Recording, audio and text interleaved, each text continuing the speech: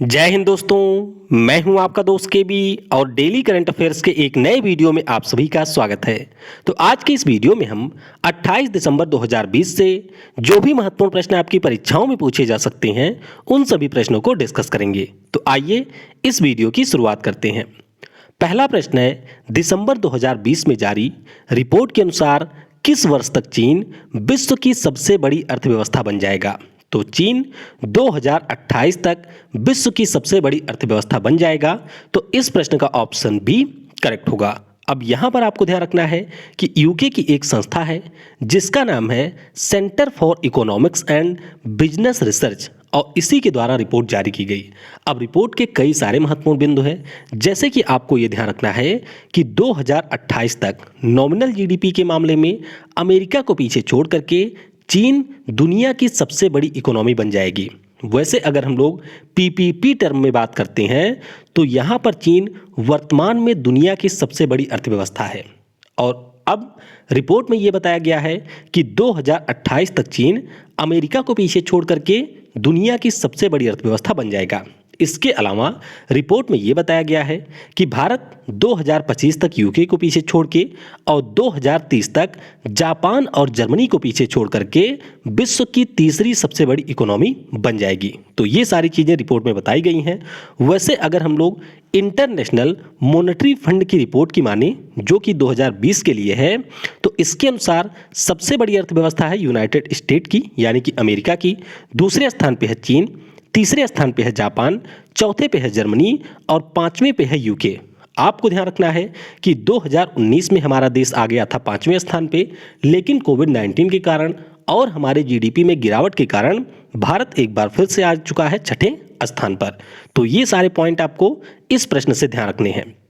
इस वीडियो की जो पीडीएफ है वह आपको मिल जाएगी टेलीग्राम के ऊपर। तो टेलीग्राम पर आपको सर्च करना है केवी गुरुजी, जहां से आप टेलीग्राम चैनल को ज्वाइन कर सकते हैं। और वीडियो अगर आपको पसंद आता है तो इसे लाइक करने के साथ अपने सभी दोस्तों के साथ में शेयर जरूर करिएगा। तो बढ़ते हैं अगले प्रश्न की तरफ। 28 दिसंबर 2020 को पीएम मोदी के द्वारा किस शहर में पहले ड्राइवरलेस मेट्रो का उद्घाटन किया जाएगा? यानी कि हमारे देश की ये पहली ड्राइवरलेस ट्रेन होगी जिसका उद्घाटन पीएम के द्वारा आज के दिन दिल्ली में किया जाएगा। तो इस प्रश्न का ऑप्शन डी करेक्ट होगा।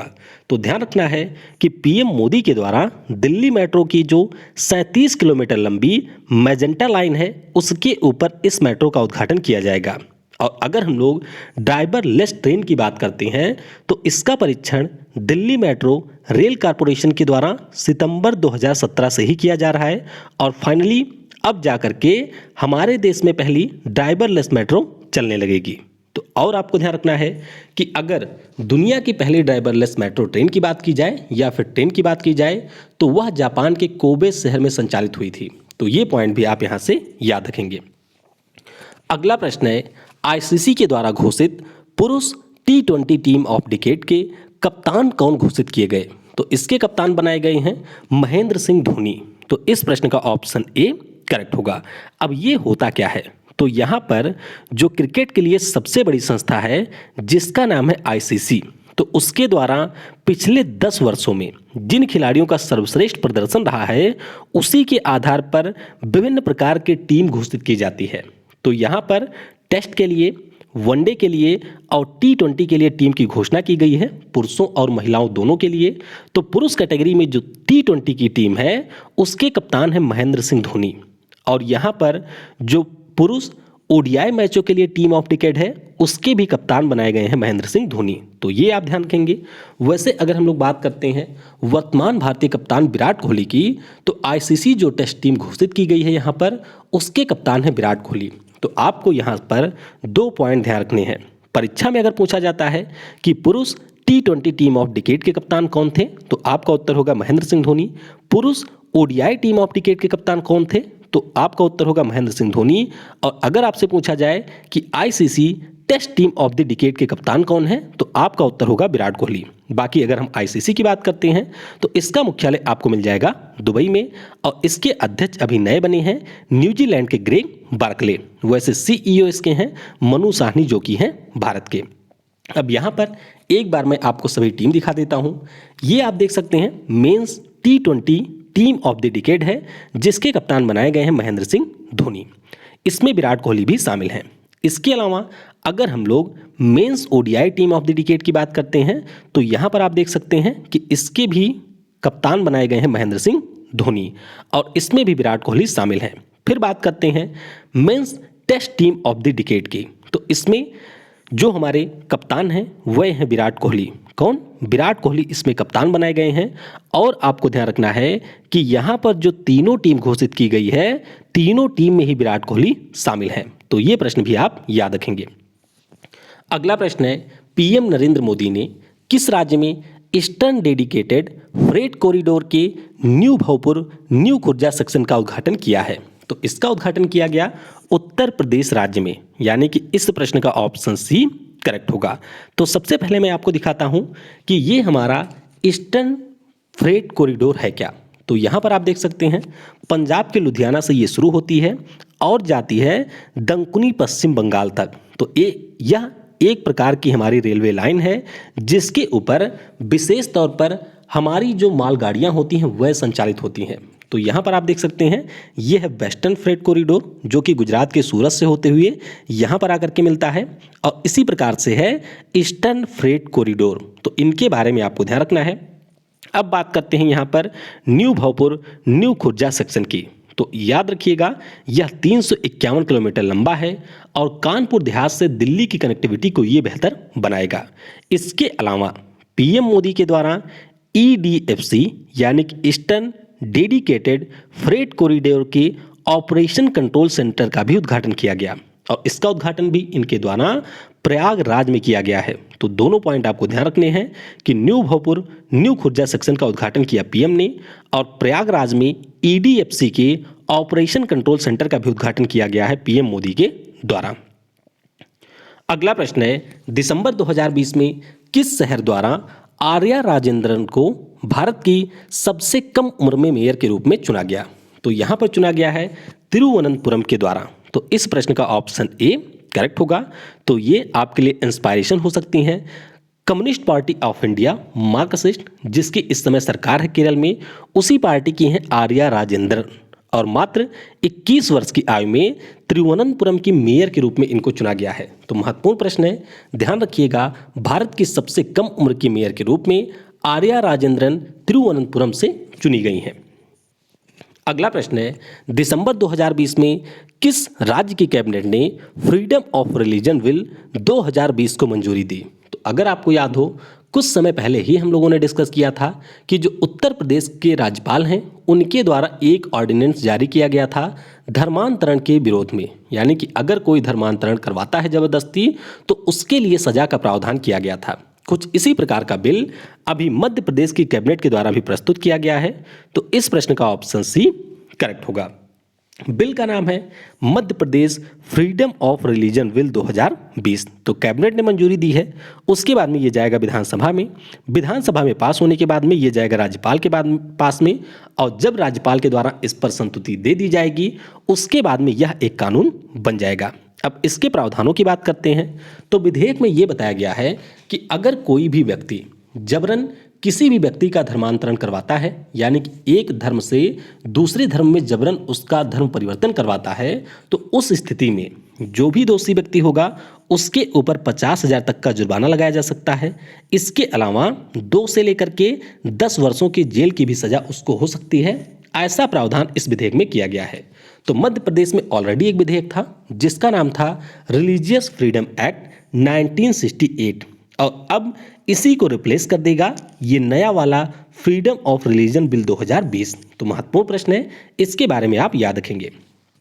अगला प्रश्न है, दिसंबर 2020 में किसके द्वारा पुस्तक Atal Bihari Vajpayee in parliament a commemorative volume पुस्तक का विमोचन किया गया? तो इसका विमोचन अभी हमारे पीएम नरेंद्र मोदी के द्वारा किया गया। तो इस प्रश्न का ऑप्शन बी करेक्ट होगा। तो आपको ध्यान रखना है कि भारत के जो हमारे 10वें प्रधानमंत्री रहे थे अटल बिहारी वाजपेयी जी, तो उन्हीं के जन्म दिवस के अवसर पर उनके द्वारा जो भी कार्य किए गए थे या फिर भारतीय संसद में जो उन्होंने अपनी स्पीच दिए थे उसी के ऊपर ये पुस्तक आधारित है।